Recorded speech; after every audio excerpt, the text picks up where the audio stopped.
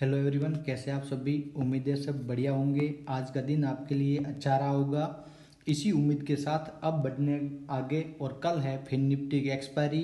कल की एक्सपायरी में किस प्रकार से वर्क करें, कहाँ सपोर्ट रेजिस्टेंस है और क्या मार्केट कह रही है, कल मार्केट में क्या हो सकता है, उसके बारे में अपन एक बेस्ट प्रेडिक्शन निकालने वाले हैं। और मार्केट में अब क्या ये डाउन ट्रेंड रहेगा या यहाँ से अप ट्रेंड देखने को मिलेगा, क्योंकि बजट का भी अनाउंसमेंट हो चुका है। 23 जुलाई को बजट आ रहा है।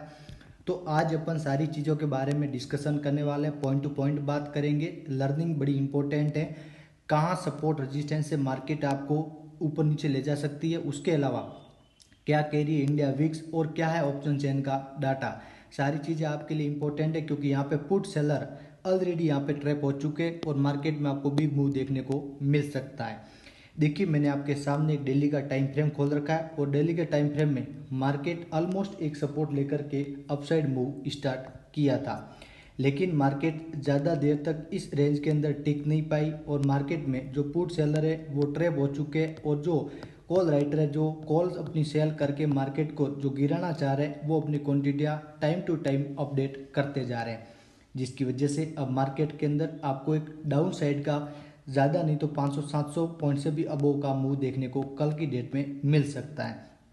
जिसका लॉजिक ये है कि कल यदि मार्केट आपको ये सपोर्ट ब्रेक करती हुई नजर आए 52,280, नोट डाउन रखें। कल यदि 52,280 को ब्रेक करता है तो आपको डाउन साइड में 500 से 700 पॉइंट तक का मूवमेंट देखने को मिलेगा, जिसकी वजह यहाँ पे जो अपनी क्वांटिटियाँ बिल्डअप करके गए वो अपनी प्रॉफिट बुकिंग के लिए मार्केट को डाउन साइड खींचने का पूरा प्रयास किया जा रहा है। ये डेली का टाइम फ्रेम व्यू बता रहा है और ये चीज़ एक हमेशा आप ध्यान रखें, जब मार्केट एक रेंज के अंदर कंसोल्टेशन होती है तो मार्केट दोनों साइड के जो इंटरेस्टेड जो कॉल सेलर और बाय पुट सेलर जो होते हैं वो अपनी क्वांटिटियाँ बिल्डअप करते हैं। तब आपके लिए अब इम्पोर्टेंट हो चुका है कि कल आपको मार्केट यहाँ से यदि आप नोट डाउन रखें 52,280 को यदि ब्रेक करेगा तो आपको डाउन साइड की तरफ एक फॉल देखने को मिल सकता है। तो चलिए अब 15 मिनट की रेंज मार्क करके देखते हैं कि 15 मिनट में मार्केट का मूवमेंट क्या कह रहा है। इंपॉर्टेंट है क्योंकि 15 मिनट पे ही अपन वर्क करते हैं। देखिए, इम्पोर्टेंट ये है कि मार्केट ने क्या किया और क्या नहीं किया, क्योंकि मार्केट यदि एक सपोर्ट के अंदर काम करती है, एक रेजिस्टेंस के अंदर, एक जोन के अंदर जब काम करती है, तब अपन को ये बताना मुश्किल हो जाता है कि मार्केट अब यहाँ से किस साइड जाएगी। और यही आज हो रहा है मार्केट के अंदर, क्योंकि ये एक जो जोन मैं आपको बता रहा हूँ यहाँ पे किसी भी डायरेक्शन का मूव देखना पॉसिबल नहीं है और इसी में एक न्यू ट्रेडर और एक सफल ट्रेडर भी नहीं बन पाते हैं।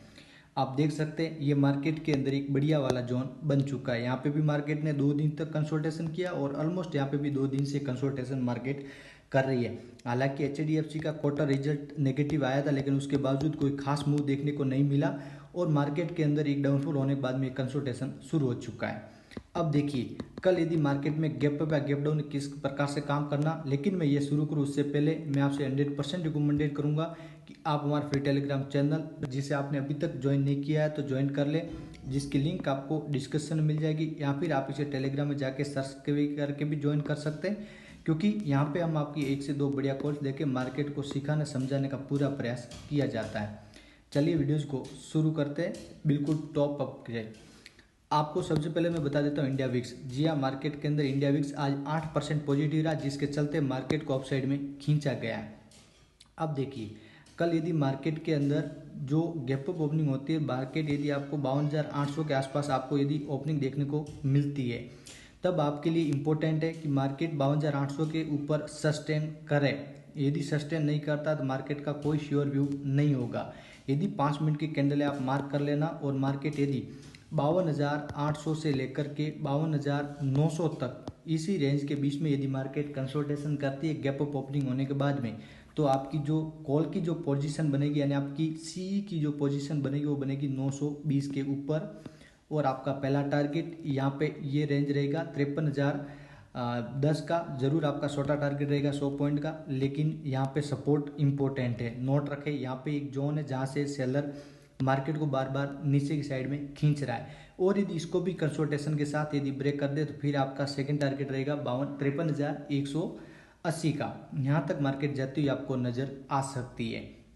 लेकिन यदि गैप अप ओपनिंग होने के बाद में यहाँ पे कंसल्टेशन न करके जिस प्रकार से हमेशा ही करती मार्केट गैप अप ओपनिंग होने के बाद में कई बार नीचे आ रही है, कल भी यदि नीचे आना शुरू करे और मार्केट यदि 52,620 को नोट डाउन रखे, 52,620 को यदि कल ब्रेक कर दे और इसके ब्रेक होने के बाद आप सीधा पुट की एंट्री डाल देना। छोटा टारगेट आपको लेना पड़ेगा, पहला 52,500 का, सेकंड टारगेट आपका रहेगा 52,400 का, और यदि इसको भी ब्रेक कर दिया तो फिर 52,270 का रहेगा। यहाँ से मार्केट आपको अगेन अपसाइड जाती हुई नजर आ सकती है। यहाँ पे 100 पॉइंट के टारगेट लेने, बड़े टारगेट के लिए नहीं जाना, वरना आप ट्रैप हो गए तो फिर आपको नुकसान झेलना पड़ सकता है।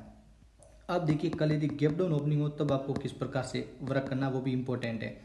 मार्केट की क्लोजिंग हुई है 52,470 पे, और कल यदि मार्केट आपको गैप डाउन ओपनिंग देखने को मिले और मार्केट आपको 52,270 या 80 के आसपास देखने को मिले, इस ट्रेड लाइन के आसपास, ये ट्रेड लाइन बड़ी इंपॉर्टेंट है जो मैं बार बार आपके सामने जिक्र कर रहा हूँ। यदि मार्केट इस ट्रेड लाइन के नीचे की साइड में यदि गैप डाउन ओपनिंग में दिखती है और मार्केट सीधा यदि 52,120 को यदि ब्रेक कर दे, आप पुट की एंट्री हाथों हाथ मॉर्निंग में डाल देना। टारगेट आपका पहला सपोर्ट 52,000 का, सेकंड टारगेट 52,820 का रहेगा। लेकिन यदि यहाँ पे सीधा इसको 120 को ब्रेक ना करके कंसल्टेशन करके अपसाइड जाना शुरू करे तो आपकी फ्रेश जो कॉल की पोजीशन है वो पोजीशन 52,370 के ऊपर बनेगी। फिर आपका पहला टारगेट 52,530 का रहेगा और सेकंड टारगेट आपका 52,635 का रहेगा।